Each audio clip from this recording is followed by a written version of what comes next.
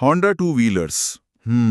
ये नाम सुनते ही मतलब अक्सर दिमाग में एक भरोसे की तस्वीर आती है ना? और वो सड़कों पर दौड़ते लाखों स्कूटर और बाइक्स। तो आज हम इसी जाने माने नाम के पीछे की कहानी को थोड़ा समझने की कोशिश करेंगे। हमारे पास कुछ दस्तावेज हैं।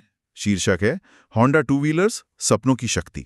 और हमारा इरादा यह है कि इन्हीं के जरिए होंडा का जो सफर रहा है, खासकर भारत में, उसको समझें और उनकी गाड़ियों में वो क्या खास बात है जिसने उन्हें इतना पॉपुलर बना दिया है। तो सबसे बड़ा सवाल शायद यही है इन सोर्सेज के हिसाब से कि होंडा की ये जो इतनी जबरदस्त लोकप्रियता है, जो लगातार बनी हुई है, उसका राज क्या है। चलिए इसी पर थोड़ी गहन चर्चा करते हैं। बिल्कुल। और ये दस्तावेज दिखाते भी हैं कि कैसे एक जापानीज कंपनी ने पहले दुनिया भर में अपनी पहचान बनाई और फिर थोड़ी देर से पर भारतीय बाजार में एक बहुत मजबूत प्लेयर बनकर उभरी। तो आज हम इसी सफर को देखेंगे। होंडा की शुरुआत, भारत में एंट्री, कौन से मॉडल्स पॉपुलर हुए, उनकी टेक्नोलॉजी में क्या खास था और सबसे जरूरी, ग्राहकों का वो जो भरोसा है वो कैसे जीता। ये सब बातें इन दस्तावेजों में हैं और काफी दिलचस्प हैं। ठीक है, तो शुरुआत जापान से 1948 में, जानकारी तो यही कहती है। जी हाँ, 1948। और फिर कहानी पहुंचती है भारत, लेकिन काफी समय बाद। दस्तावेज बता रहे हैं 1999 में उन्होंने यहाँ कदम रखा। हाँ, 1999।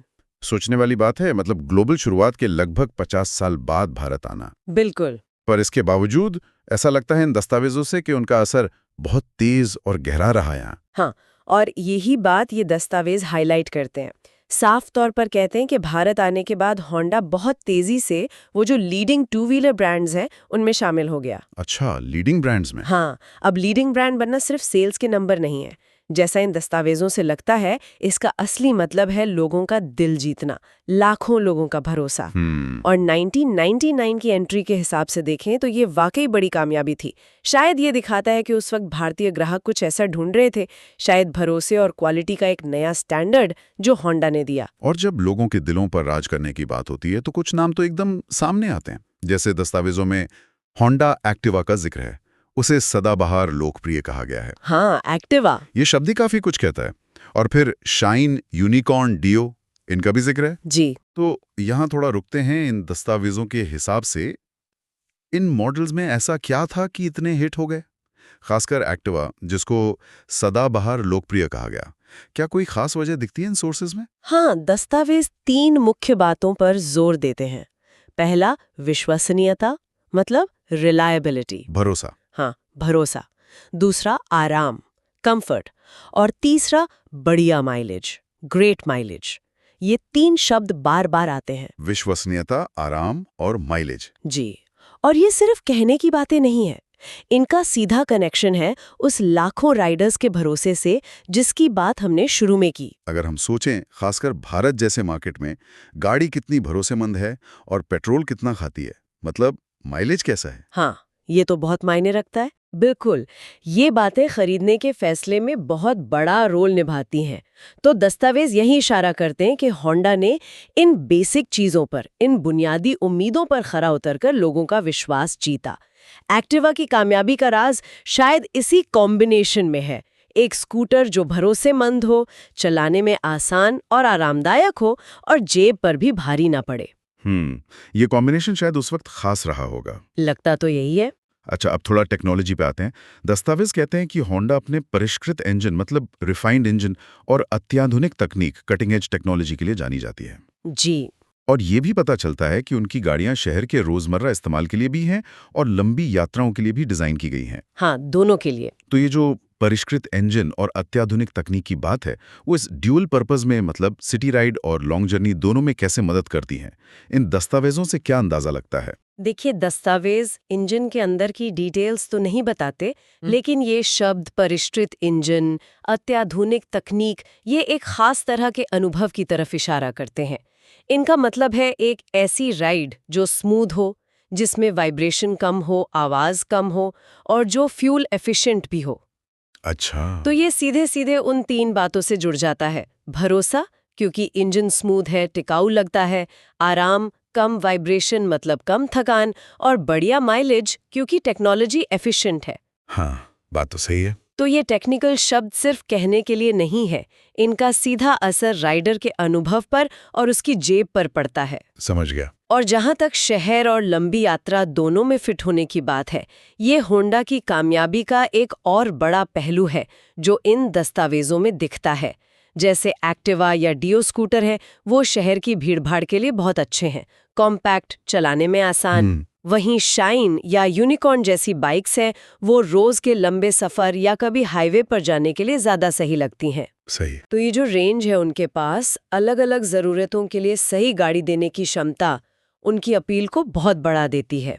और दस्तावेज यही इशारा करते हैं कि उनकी टेक्नोलॉजी उन्हें ये बैलेंस बनाने में मदद करती है, चाहे वो स्कूटर का छोटा एफिशिएंट इंजन हो या बाइक का थोड़ा ज्यादा पावरफुल लेकिन फिर भी रिफाइंड इंजन।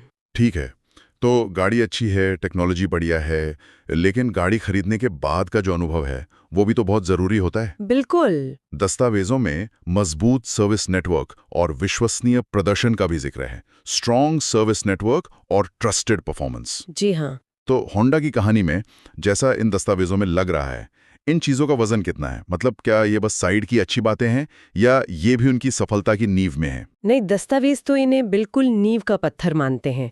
साफ तौर पर सर्विस नेटवर्क और भरोसेमंद परफॉर्मेंस को होंडा की सफलता से जोड़ा गया है।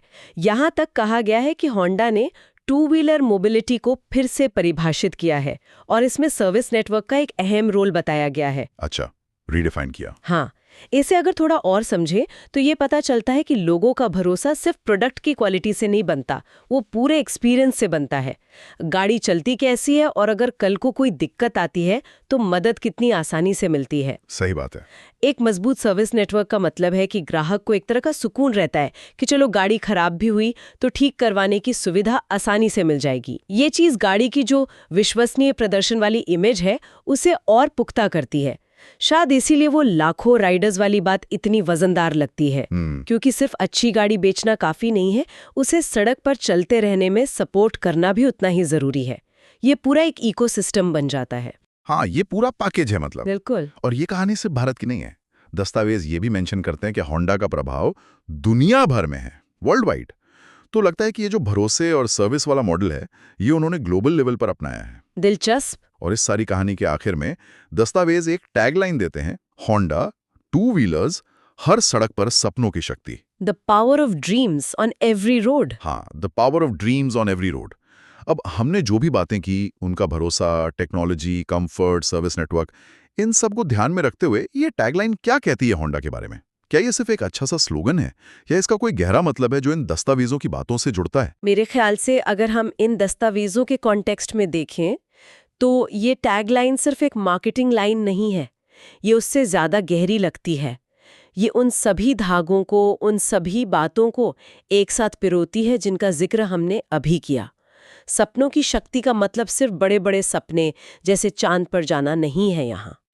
ये उन रोजमर्रा के सपनों और जरूरतों की बात कर रही है जिन्हें एक भरोसेमंद टू व्हीलर पूरा करने में मदद करता है। जैसे बिना टेंशन के टाइम पर ऑफिस पहुंचना, बच्चों को स्कूल छोड़ना, वीकेंड पर पास की किसी जगह घूमने निकल जाना, अपना छोटा मोटा बिजनेस चलाना जिसके लिए लगातार भागदौड़ करनी पड़ती है। हाँ, ये सब भी तो सपने ही एक तरह से। बिल्कुल, ये छोटे छोटे रोजमर्रा के सपने।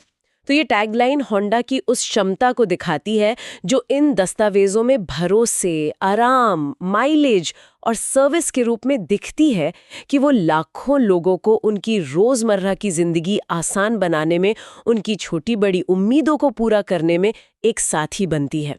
ये उन लाखों लोगों की कहानी है जिनके लिए होंडा शायद सिर्फ एक मशीन नहीं है, बल्कि आगे बढ़ने का, अपने सपनों को हकीकत बनाने का एक जरिया है।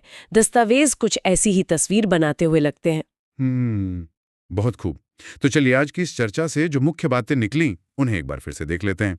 हमने इन दस्तावेजों के जरिए देखा कि कैसे 1948 में जापान में शुरू हुई एक कंपनी 1999 में भारत आई और यहाँ के टू व्हीलर मार्केट में एक खास जगह बना ली। जी। हमने एक्टिवा, शाइन, यूनिकॉर्न, डियो जैसे पॉपुलर मॉडल्स की बात की और समझा कि कैसे इन दस्तावेजों के अनुसार उनकी लोकप्रियता के पीछे भरोसा, आराम और अच्छा माइलेज है। हमने उनकी रिफाइंड इंजन टेक्नोलॉजी और मजबूत सर्विस नेटवर्क के महत्व को भी देखा।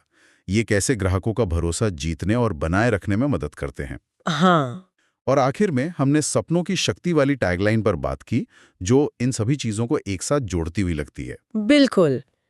अगर पूरी तस्वीर देखें तो ये दस्तावेज यही कहानी कहते हैं कि होंडा की सफलता का राज शायद इंजीनियरिंग की बारीकियों को आम इंसान की जो प्रैक्टिकल ज़रूरतें हैं उनके साथ जोड़ने में छुपा है। उन्होंने सिर्फ अच्छी टेक्नोलॉजी वाले इंजन नहीं दिए, बल्कि इस पर भी ध्यान दिया कि गाड़ी भरोसेमंद हो, कम तेल पिए, चलाने में आरामदायक हो और उसकी सर्विस आसानी से मिले। ये जो बैलेंस साधा उन्होंने, जैसा इन दस्तावेजों से पता चलता है, उसी ने उन्हें भारत जैसे बड़े और कॉम्पिटिटिव बाजार में इतनी मजबूती से जमने में मदद की। ये एक तरह से सबक भी है कि सिर्फ नई टेक्नोलॉजी ले आना काफी नहीं होता, उसे ग्राहकों की असली जरूरतों से जोड़ना पड़ता है। ये वाकई एक दिलचस्प नजरिया है जो इन दस्तावेजों से सामने आता है। अच्छा, अब हमारे सुनने वालों के लिए एक सवाल छोड़ जाते हैं। ये दस्तावेज कहते हैं कि होंडा ने टू व्हीलर मोबिलिटी को फिर से परिभाषित किया। हाँ, रीडिफाइन किया। तो अब अगर हम होंडा की उन ताकतों को देखें जो इन दस्तावेजों में दिखी, मतलब भरोसा, टेक्नोलॉजी, सर्विस, तो सवाल ये उठता है कि भविष्य में टू व्हीलर मोबिलिटी की अगली परिभाषा क्या हो सकती है? क्या वो इलेक्ट्रिक गाड़ियां होंगी, या इंटरनेट से जुड़ी स्मार्ट गाड़ियां होंगी, या कुछ और? सोचने वाली बात है। हाँ, इस पर सोचा जा सकता है कि होंडा अपनी इसी भरोसे और सर्विस वाली नींव पर खड़े होकर भविष्य की मोबिलिटी को कैसे नया रूप दे सकता है। जैसा कि इन दस्तावेजों में उनकी पिछली सफलता का विश्लेषण हमने देखा, ये एक विचार है आगे के लिए।